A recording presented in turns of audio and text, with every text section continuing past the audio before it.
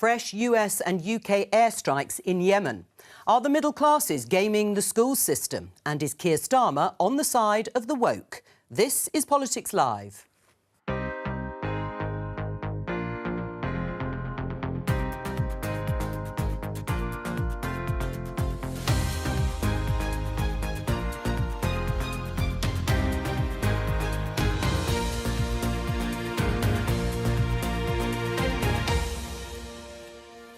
Joining me, Conservative MP Ben Bradley, Labour's Sarah Owen, SNP MP John Nicholson and political strategist and commentator Jo Tanner.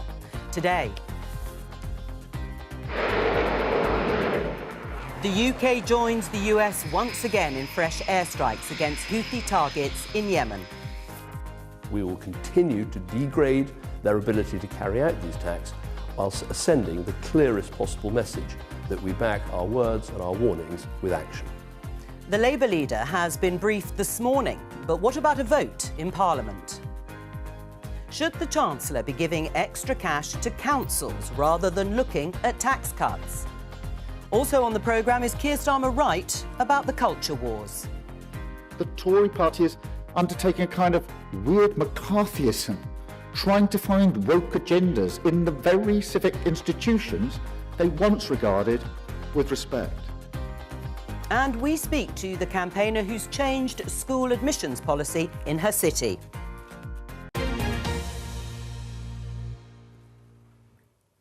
Let's start with those fresh airstrikes. You can see the headline here on BBC News. US and UK launch fresh strikes on Houthis in Yemen. Yes, they've conducted a fresh series of joint airstrikes. It's the second time for the UK. It's the eighth time the US have attacked targets there in Yemen. This is because they're trying, they say, to protect the free flow of commerce in the Red Sea. My opening question to the panel, and by the way, there is a statement expected in just over 10 minutes' time in the House of Commons by the Prime Minister, Rishi Sunak. The question is it working? Well, we will see in time, won't we? Obviously, there's had to be a second round of strikes. But the key thing is, the Prime Minister's prerogative is to take these decisions. We've talked about whether Parliament should know or not know. Actually, you can't inform people in advance of military operations. It will put people at risk. They did inform the Labour leader last time and the Speaker of the House. The key thing in all of this is we have a kind of rules-based order around the world. People can't expect to just attack commercial ships, attack British vessels and get away with it. So we do have to back up the rhetoric with action where that's necessary. It is the second time, and we'll come on to who should be told beforehand and whether Parliament should have a bigger say. David Cameron, the Foreign Secretary, said that they did degrade the capability of the Houthis in Yemen the first time.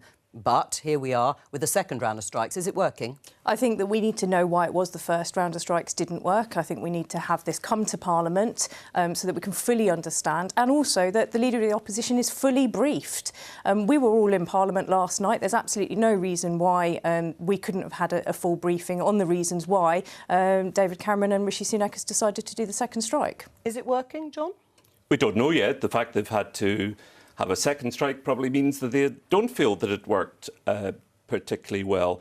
I'm worried about mission creep. I absolutely agree. I think Parliament should be consulted. Of course, one of the reasons the government might choose not to consult Parliament is because Parliament doesn't always do what the government wants on this. I remember voting on the Syria strikes and all sorts of ludicrous claims were made about how it was going to bring peace and democracy. People could rise up and march across Syria and get rid of the regime.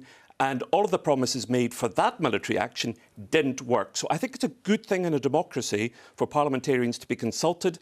And I certainly think the opposition leaders, both the SNP leader and the Labour Party leader, should be consulted. Right. You can't possibly have all the information. This is the thing. There's military intelligence. This is stuff that cannot be in the public domain because you cannot talk in the public domain about matters of national security. You put people at risk. Well, so and yet they did in Syria. So they do sometimes, they don't other times. And voted on things without the full information. It's not the right way to do it. Who doesn't have the full information? Well, hang on, don't talk over each other. Why would they brief them at 10:30 this morning and not last night? And why would they brief them before the first strikes? For me, I think that that's just inconsistent, and we need to have some security here as to why it is that they're taking forward this action. Just before I come to you, Jo, and ask for your opinion on this, let's just listen to Sir Lindsay Hoyle, the Speaker of the House of Commons. He was ahead of the first strikes, briefed about the action, but this is what he has said today in response.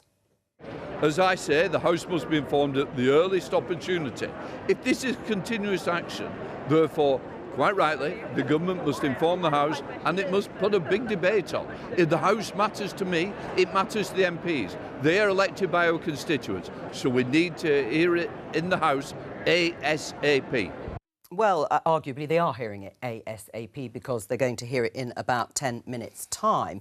Whether or not the opposition leader and others should have been informed beforehand, well, you can hear the discussion here. But broadly, it is the Prime Minister's prerogative to take this sort of action. But do you think it is at risk of escalating tensions? Yeah, and also if they could do it once, then the question is what changed that they couldn't do it a second time? And so I think we should assume, and maybe it's dangerous to assume, but we should assume there is something that meant that if they were good enough to have that conversation the first time, you'd have assumed it would have followed the same suit this time, unless there was a good reason not to. Because otherwise, why pick the fight with Parliament? They've got enough other fights with Parliament to have at the moment. I wouldn't really throw this one into the mix, given the reaction that the first strikes had. It seems like an own goal, unless there was a good reason not to have had that conversation first. Would you actually like a vote, Sarah? I would like there to be not just a statement where we get to ask short questions. I think there needs to be a much wider debate, particularly if this is going to be a continued conflict. Yeah, you've got to trust the House of Commons in this, but it also brings into sharp focus one of the problems of having a Foreign Secretary who sits in the House of Lords, because David Cameron sits there, and even if we do have that debate, we're not going to be able to question the Foreign Secretary, which seems entirely wrong. It's extraordinary that the Tories couldn't find a single person to be Foreign Secretary in the Commons. Ben? We've got one of the world's most experienced diplomats in that role, which is an important place for him to be in an increasingly volatile world. And Parliament will get a chance to scrutinise this decision today. The point that you made was absolutely right, that government's role in this is to inform Parliament as soon as possible. I will no doubt explain today why this is as soon as possible. But we have to trust government in this. This is government and the Prime Minister's prerogative, not a parliamentary Parliament, role. but not the Commons. Well, let Sarah answer. I think that some people would definitely argue against David Cameron's diplomatic skill, as you put it. I mean, he is part of the reason why. Yes, absolutely. I mean, he's one of the reasons why we're in the mess that we're in. He started the mess that we're in, that we're going to be talking about later on, and we can't challenge him. Which mess? The economy. Oh right, I see. Other and then just left. Okay, Brexit. Let's just stay with where we are at the moment, because I'm interested in you saying that you would certainly like more say, and John the same. At what point do you think there would be or should be a vote for continued military action? I mean, if there's a third strike, a fourth strike, do you think then MPs should have a say? I think when we know what the reasons are and a greater reason behind... Well, you know the reasons because it's about disruption to commercial shipping in the Red Sea. But what their plan is, and this is the problem, there has not been a strategy outlined, and that's what we should be voting on, what the strategy is. Short-term conflicts like this, they will have fallout that is lasting. And that is a lesson that we should have learned from history. So we need to see a strategy coming forward from this government and from David Cameron. Jo, I mean, if you are looking at the sort of political strategy here, as you say, you feel the government's got enough battles on its hand with Parliament. When would be a good time for MPs to actually have a say themselves, have a vote on continued action, if that is indeed what happens? Well, I think we then get into the territory of, you know, at what point is it a parliamentary decision and not a government decision, not a Ministry of Defence, you know, directive that comes then from the government over what to do? I think the challenge is that you could make a case for lots of reasons why you'd involve Parliament. When it's a military exercise, there are sensitivities, there are security issues, there are people that are potentially in danger if that information is out there. But there are also leading spokespeople from each party that could be round a table, that could be agreeing to things on behalf of their parties. It doesn't necessarily have to be a full parliamentary event. It could be that there are other ways to achieve similar consensus agreement, you know, have a discussion without having to go to a full parliamentary exercise. I mean, there has to be an element of surprise, doesn't there, with some military action? And there can't be a discussion over every single action that's taken. Is there some naivety in supposing there was? You debate the principle and you debate the effectiveness of the military action. You don't, of course, say tomorrow we're going to bomb this geographical target. So obviously you treat parliamentarians House of Commons members as if they're mature adults and with respect, and you perhaps you give more detailed information to the party leaders. All right, let's What talk. you've described there is exactly what we're about to do today. Yes. And in fact, as a reminder, in 5 minutes' time, and we will bring you some of that if we can before the end of the programme, that statement that is happening in the House of Commons in response to the action. Let's talk about council funding. This headline, BBC News, we talked about it yesterday. We mentioned you, Ben Bradley, saying that you were going to be here today to discuss it further. More than 40 Tory MPs call for extra council funding. Ben, you aren't just the MP for Mansfield. You're also the leader of Nottinghamshire County Council. You've got lots of jobs, and you are one of the MPs mentioned in this article. What is it that you need as a council leader? Well, we're under significant pressure, and there's huge pressure, inflationary pressure, wage pressure on children's services, on special educational needs transport in particular, statutory services that we have to deliver. And over time, although budgets have gone up recently, inflation and those wages have gone up by more, demand has gone up by more. So we have a gap. And councils around the country And whose fault is that? Why is there a gap? Well, just the same as with all public services and everybody's household budgets. Inflation and other costs have gone up to a greater extent than wages in recent years. And that is the same for us as a council. We have those same pressures. And nothing to do with central government. Cut by central government, they were, but actually since 2016 or so, they've gone up every year. But they haven't gone up in line with demand. And that's but you want more. I was also going to say whose fault was inflation going up as well, but you know, you're absolutely right. Global pandemic, I think, was pretty key in all of that. But strange what we're name for asking Liz for is effectively some more support. The Chancellor said over the weekend much more? He's got this £10 billion headroom. I want to see tax cuts as well, but a little bit of that to local government. So you want money to come to councils, and you want there to be tax cuts. £10 billion quid. That's a lot of money. How much do you want the councils to have? You know what? Any would be really helpful. Even 5% of that would be brilliant. Well, look, Nottinghamshire, let's have a look at this piece in Nottinghamshire Live. Nottinghamshire County Council rules out declaring bankruptcy but makes cuts pledge. Interestingly, there's a report that says your council is suggesting that communities should support themselves more due to the financial situation. Which services are you proposing should be sort of carried out by the communities themselves? Well, we need to work together. These need to be partnerships. So where in the city, Nottingham City Labour Council have blown all their reserves and gone bust and now are cutting everything, we're now in a place where we've bought ourselves some time through some good management to be able to transition over a period of time to a more sustainable set of services. I want to work with community groups and charities and others to support them to deliver that early help and that support in communities. Right. It has to be sustainable for the long term. It is true, isn't it, that Nottingham City Council, neighbouring Nottinghamshire County Council, run by Labour, is bankrupt, effectively? I think that we are seeing this across the political spectrum, and Ben's right to talk about the community and the focus that we need to have on local councils and the services that people should expect and need. And it is Labour, Lib Dem, Tory councils that have really struggled, all of them, of all political stripe. But since 2010, we've had 8 go bust. Before 2010, just 1. There is a real issue here with government cuts to local authorities. My own one in Luton, 160 million in the last 10 years. That is a huge burden to bear. We're all under pressure, and I think we've all...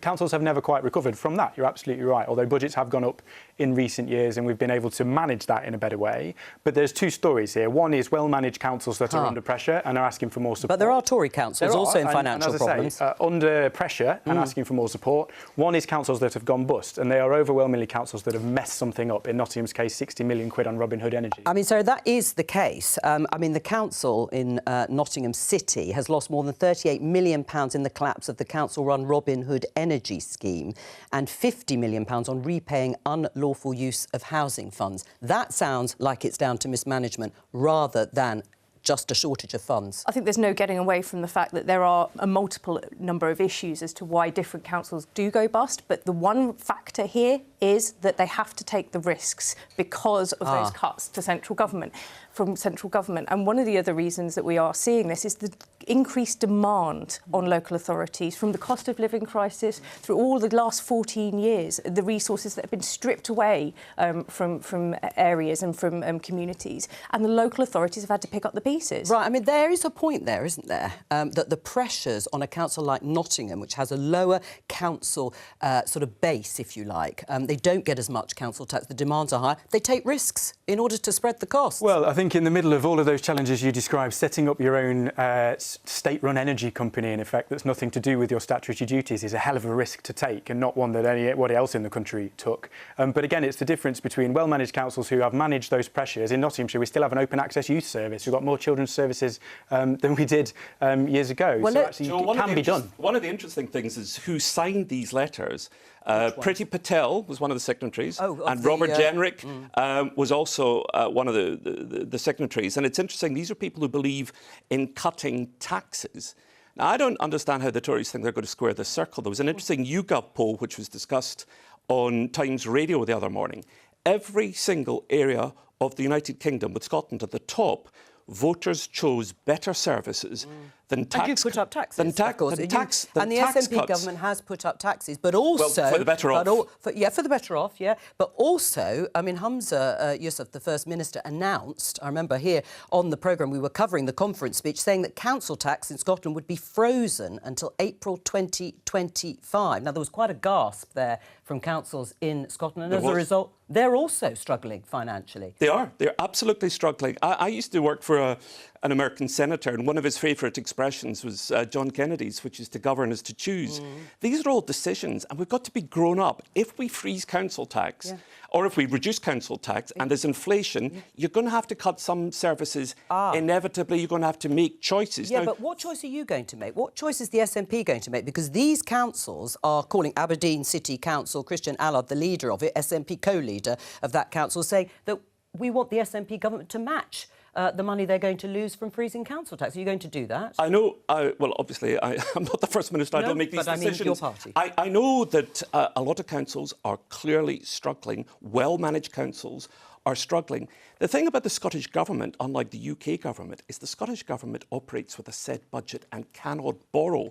So if you make decisions to increase funding for example, the health service, it means inevitably that you have to balance the budget in other areas. This is grown-up government, and voters have got to decide what their priorities are, just as the government does. Yeah, perhaps more council services, not tax cuts. Well, what you've done in Scotland is ask local elected leaders to deliver services with one hand tied behind their back because they haven't got the flexibility and the powers to raise funds. Well, they can't borrow. A balance. They can't borrow. And the key Scottish Government can't borrow. The key thing, I think, in all of this balancing act is that it is possible to do both. You've got to make the right decisions. Chancellor's talked about that £10 billion headroom. We're talking about maybe 5-10% of that will help councils get through this year without having to do things like close libraries and youth services. It's not going to stop in making tax cuts, but it will help support public services. Are you in favour of that? This is the perfect storm, the result of a perfect storm of 10 years of austerity plus schemes like levelling up, which actually just pitted communities against each other and have absolutely no bearing on what local authorities actually were needing at that time, when we needed to be able to be honest with local government leaders and to take them with us on that journey and have long-term funding so that we can actually trust local authorities to grow their regions and their communities. My part of the world's just secured a 30-year funding settlement through a devolution deal that has done exactly that, which is really exciting. Right. The public out there will be frustrated because they will see it as a plague on all your houses because the councils will be run by varying parties, and they will just see locally things will have changed, and they'll have seen that they'll have changed for the worse. I mean, what do you think people do want to see, perhaps in your local area? Would they like to see more money going to councils to look after local services and perhaps see their council tax go up? I think that there's always been, we've always talked about if you raised tax and paid for the NHS, that the public supported that, if they could see where the money was going. I think the problem is always these big taxes, people are so removed from it. They see it go, but they don't understand where it goes. They don't understand what they get for it. We have a fundamental problem in the UK that I think is something we've never dealt with, which is we ask local people to stand for election and we give them huge responsibility. And actually, these are massive decisions that are beyond probably some very clever people in the country around where you make those cuts, what you do. We have very good quality people, but they're not necessarily always equipped with the best resources, the best training and support when making tough choices. Particularly, they're making choices about people that are down the road from them. It's a lot of pressure to put on people. And I think it will inevitably turn people off even going into standing, which I think is a massive issue. In terms of what you want to see. I always bang on about health and social care and why that was the big problem we should have solved many years ago, because actually that is the one universal service that everyone actually touches. Even if you have private healthcare, you still need to go to a hospital or a doctor at some point. And actually, it's things like social care that locally councils are having to pick up that pressure personal massively. Experience of this, because my mother developed dementia, and because we're spending more money, taxes are slightly higher in Scotland. They're putting the money in. It's very popular, and my mum got 4 daily visits of an hour a day when she had dementia. Now, I tell my friends in England about that, and they can't believe that level of social care is provided. I think it's popular, and I think the voters like it, and I think it makes us a more civilised society. I think that's probably very popular. My question in my own experience would be, I don't imagine that is financially sustainable for the future, truth be told. But I think the challenge We've been doing it for a decade. What you've described there is health is a universal service. When it comes to councils, adult social care, children's services, we spend 65, 70% of our budget on. Actually, it's used by a very small number of people. The only universal service really is the roads. The roads are in a mess because we've got to put all of our money into those care services. And I think both government and the public don't necessarily, as you described, see where their money goes, because most of it goes to services used by a relatively small... Well, I just described a way in which it was spent, and you say it's not sustainable. It has been sustained in Scotland for more than a decade. But now, they're struggling, these councils. I'm sure it has been popular to a certain extent. You're right. And widely popular. Well, give me the popularity polls then on it, because actually my family come from the west coast of Scotland. I think there's been a mix. Is this where I'm meant to be like a Secretary of State and say it's a general impression? Yeah, general impression. Yeah. I think there is something in what Jo said there. Having been a care worker myself, I think if people actually saw the funding going to pay those hard-working, committed individuals that are doing a skilled job, instead of being demonised by various Conservative Home Secretaries, then we might actually have a better understanding of where our money is going. And it's more than those services, though. It's to Ben's point. It's someone years ago will have agreed to their partner being put into, their wife being put into a care home. There is a service that will transport them from home to go and see that person maybe once or twice a week. That service is now under threat, that transportation. So the agreement that they had those years ago, that actually, I don't want my wife to leave, but I can't look after her at home anymore, but it's OK, I'm going to see her at least 3 times a week, twice a week. That service goes. That's their relationship gone. Those are big decisions we don't see every day, but they're huge. And they're the big decisions that are being pushed down to local authorities. Every year we hear chancellors saying, I'm taking tough decisions. No, they're not. They're kicking the can down the road to local councils. I mean, it is true that central government does like to foist decisions on local governments, and then people blame them and not central government. Well, I think if you look at the stats in Nottingham, for example, I don't think where you look at how people assign blame for the Nottingham City example, I'm not sure they do always blame local and not national. I think it's a bit of a mix of both. But the reality is we want and we have a system where we want decisions taken closer to local people. I think that's the right thing. We want that community involvement. But we do need the resource to manage that properly. My budget's going up by 40 million quid next year. It's not going down, but demand is going up by more. Yeah. And we're just asking for a bit more support. Well, we're going to move on to school admissions, secondary school admissions. And we can talk to Carly Goldsmith, the founder of a local campaign group in Brighton, Class Divide, where a vote has taken place and it's going to change the way people can get into secondary schools. Carly, what have you done in Brighton? So essentially, we have an area-based catchment system here in Brighton and Hove. And the policy that was approved yesterday by the Children, Young People and Schools Committee here at the Council means that children who are eligible for free school meals are now a priority group in the secondary school admissions process, which means that children who are living on the outskirts of our city and some of our more disadvantaged communities will have better access to the popular schools in the city centre. And the thing that this does is it means that all schools, community schools in the city, will teach at least 28% of children who are on free school meals, and that's because that's the average number of children on free school meals in our city. This policy will take place from 2025. Right. What is it you're hoping to actually achieve then, if you're going to be trying to prioritise, well, you will be prioritising schools in the area for children on free school meals who are eligible for them? Are you trying to move pupils around, mix up the sort of wealthy and lower income families? What is it you're trying to do? It's exactly that. I mean, we have a situation in our city that is replicated in cities and towns across the country where some families, if you can afford a house or you can afford the rent in the catchment area of popular schools, have access to those schools. But if you cannot afford that, and if you are living in other parts of a place, or you're on a lower income, you don't have access to those popular schools. And so we're essentially trying to make a system that is more inclusive to children who are on free school meals. So more inclusive to some of the children who are living in some of our poorest families, and create a system that is more socially and economically integrated. All right, Carly, stay with us.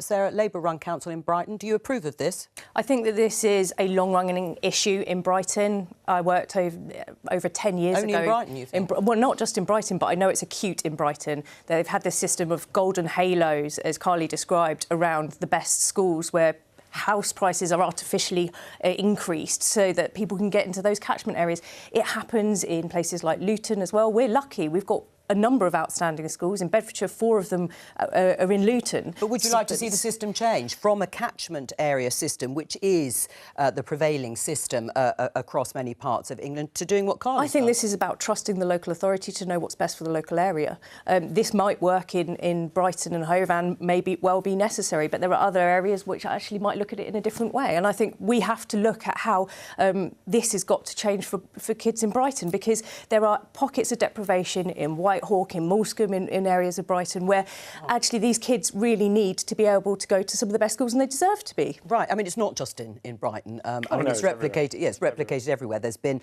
allegations that if you're wealthy enough, you can buy yourself a house close to the best school, and it prices out other children. Would you be interested in this idea, Ben? I'm interested in how and if it works. It is a real challenge, and I think I foresee some practical challenges in it, which is why I say I'm interested in how it will work. But I think there's a question about what you do about transport, because you've got children, you're inevitably going to get children who live very near to a school who don't get into the school they live near to, and that is a logistical and a transport and a cost challenge. And you're also going to have to, because that's in quite short order, that's only a year away, there'll be a lot of parents who spent a lot of money on housing in the catchment of those schools they want to go to, who are going to be pretty unhappy, I imagine. But if it solves the problem, I'm all for local councils being able to do Well, things. Carly, do you want to respond to those 2 problems that have been raised by Ben? Yeah, of course. I think one of the issues that we have, particularly in the Whitehawk estate, is that all of our children have to take quite long journeys to school anyway. And so if you were a family from Whitehawk making a decision to choose one of the popular schools in the city centre, those journeys wouldn't change significantly. And under the current homeschool transport arrangements, if you live more than 2 miles away from your secondary school where you get a place, you can access free travel. So I think that that's really important. I think on the broader point, which is about house prices, I mean, whilst I absolutely understand that parents in the areas, in the catchment areas that are close to popular schools, I think, yes, there probably will be some concerns about what this will do to house prices. I think you have to put this in the broader context. Brighton and Hove is becoming an increasingly unaffordable city for families. So you have a declining population of children who are being raised in the city because it's essentially become completely unaffordable to live here. I think there's also this thing, one of the things that we've been accused of is kind of dabbling in the politics of envy. What I would like to say is that all of our families work hard in our city. It doesn't matter what area of the city you're able to afford to live in, families work hard. And actually, this is a publicly funded school system. And so if it's a publicly funded school system, then everybody should have equal access to that system. Just for the record on that, I mean, sorry, I don't disagree with any of that, for the record. I think ultimately the answer is we want all schools to be good and for every local school to be the right place for children, and not to have this, I want to go to that one and not this one. That's ultimately the answer. We've got more good schools than we've had in a very, very long time. Certainly in Mansfield, that's the case. But just to come back on that point about free transport, just on our previous conversation about council budget, it's not free, of course, it's taxpayer funded. So I just fear it might add to that pressure. Jo, what do you make of this? I'll come to you. I'm a former chair of governors at a primary school, and I can imagine the conversations that would be going on about how on earth does this work, because you've got sibling rights as well, and which bit do you then change in the admissions policy? But I think I'm all for innovation in education. I think the academy system has brought significant benefits as well to many schools, and I think there is an argument for schools that are, in the same issue around budgets, that if they're trying to innovate around using their premises more, their buildings, their land for other things to raise additional income for schools. So I think the idea that actually the local authority working with schools to say, how can we do this differently to break some of these problems, brilliant. I suspect it won't be long before there'll be complaints about pollution and travel problems. If you try to do it in London, you've got postcode gangs and goodness knows what at secondary school level, it could be incredibly dangerous. So it is something that probably only works in certain areas and would have to be monitored really closely. I've got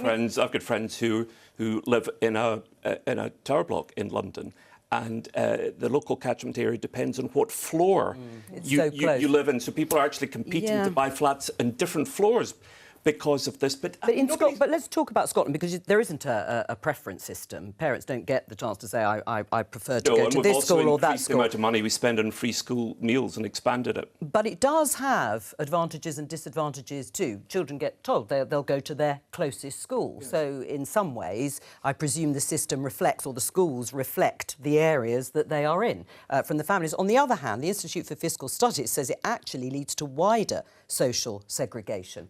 What do you say to that? Well, I'm in favour of comprehensive education. But the idea that you don't express preference, you get told which school to go to. I think it works well as a system. I think you tend, if you have middle class parents taking their children out of the school, inevitably that doesn't help the overall balance. So I'm in favour of it. Scotland has lots of advantages educationally. I mean, we've got the highest percentage of tertiary education in all of Europe now. But you know the standards. You've slipped down those PISA tables, those international student assessment and attainment tables in maths and in reading as a result. Since 2018, since the last time. But maths and English are fairly core subjects. In some subjects, England does worse than others. You know, these comparisons inevitably are a bit invidious.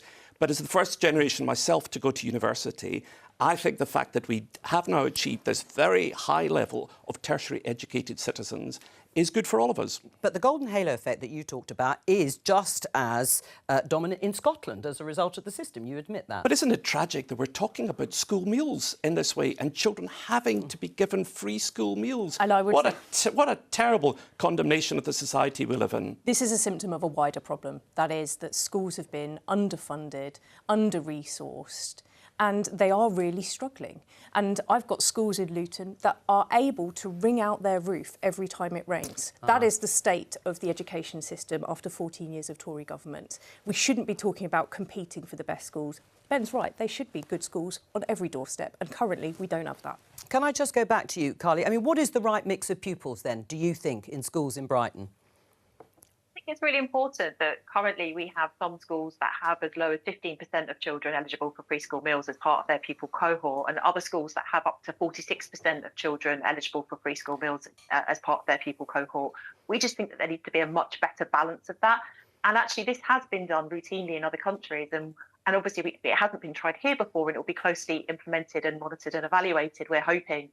But it does show that actually it's one of the strategies that can improve outcomes for children from lower income families, and we think that that's really important. And actually, it's not we think it's really important, it's the parents who are living in the area that I grew up in over in the Welsh State that want more access to popular schools. And I'd just like to say, I call them popular schools because I don't actually believe they're necessarily the best schools. I think they're the right schools for some children, but I think it's an important point to make. Well, it'll be interesting to see the reaction in Brighton once this is embedded, so you can come back and talk to us about that then. Sarah, you mentioned the state of some of our schools, and there's been a new panorama on Britain's crumbling schools. It's called Schools in Urgent Need of Repair, have told the programme they are struggling to keep children warm in buildings that are not fit for purpose. Let's just have a look at a clip from the programme.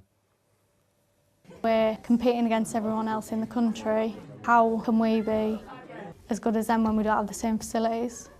Science is a big one because we're not getting to do any of the practicals. Watching the video, you're just watching somebody else do it and you can't really relate it to how you would do it. And that is Scalby School in Scarborough. And you can watch the programme Britain's Crumbling Schools on Panorama on the BBC iPlayer. Should kids from schools like that, where they have obviously lost out because of the state of their schools, in some cases of disrepair, should they get some sort of dispensation? I don't know about dispensation. Clearly, we need to make sure that schools are fit for purpose and have the right facilities. I think trying to do that in the same conversation we've had about pressure on budgets across the board. If you look just at the numbers, you know, we've had a real terms increase in school funding, the most funding we've ever had. If you point to my constituency, 4 of the schools in the worst condition are being rebuilt in the current programme. So there is a lot of good work going on. There might be, but in the meantime, you just heard that pupil there saying it's not fair. I mean, should they get an extension for coursework, or should they have extra time in exams? exams. They'll be coming up to their GCSEs and A-levels. What do you think, Sarah? No, they should have a school that's fit for purpose, a school that they deserve, and one that they can build a future on. And the staff. Yeah, but as we are now, and that's what they're calling for, what do you think? My son's school had a teacher leave just because of behaviour problems. So he's about to do his GCSEs and doesn't have an English teacher. Right. Like, what do you do about that? You know, you could.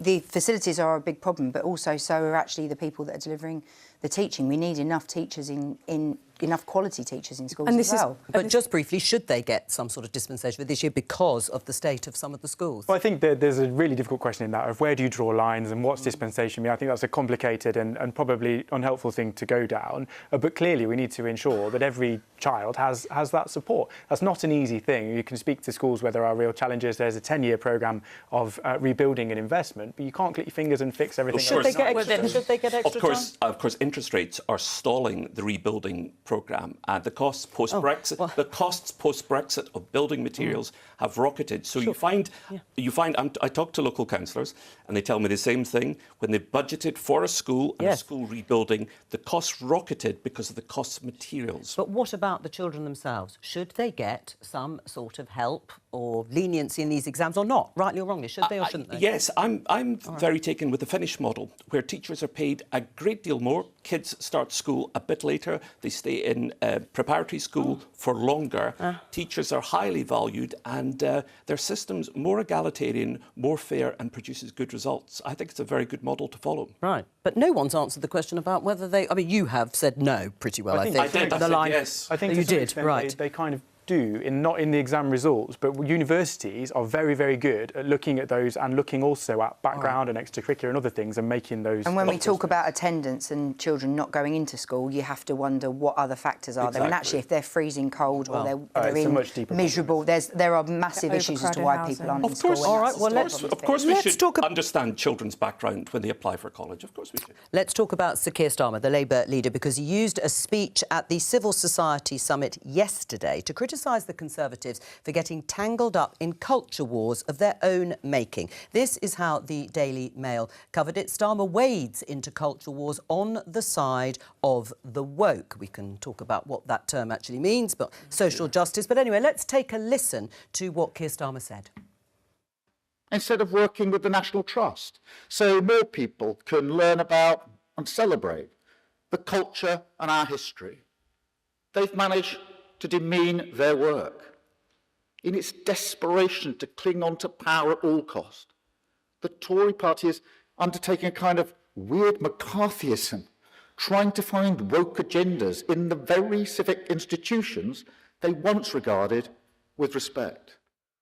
Some of the sound quality there. Does he mean you, Ben, when he's talking about the weird McCarthyism, trying to find woke agendas in the very civic institutions they once regarded with respect? Very vacuous nonsense, to be honest. The idea, and particularly because on a weekend where the Chancellor is talking about the economy and the headroom he's got to be able to support people and cut taxes, he's the one talking about the woke agenda. Nobody else was talking about it. Yeah. I do think that it speaks to a cultural challenge for Labour, actually, that when we've been discussing really important issues today, he's got no answers to those. He's got a rhetoric around things he thinks he can win on with certain groups of people. But Ben, you've been on this programme many times talking about exactly these issues. I mean, in November 2020, following a report on the connections between colonialism and properties now in the care of the National Trust, including links with historic slavery, you were among the signatories of a letter to the Telegraph accusing the National Trust of being coloured by cultural Marxist dogma, colloquially known as the woke agenda.